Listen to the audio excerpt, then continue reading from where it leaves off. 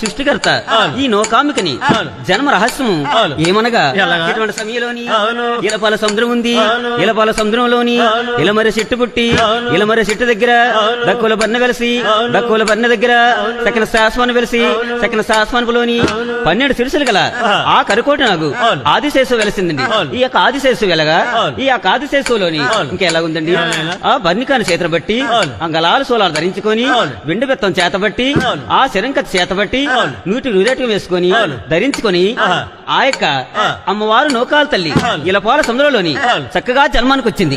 ఈ జన్మానికి వచ్చినటువంటి నూరుగుల తల్లి వెయ్యిగల తల్లి లోకమాతని కోరుకొలిసేవారు ఎవరున్నారండి?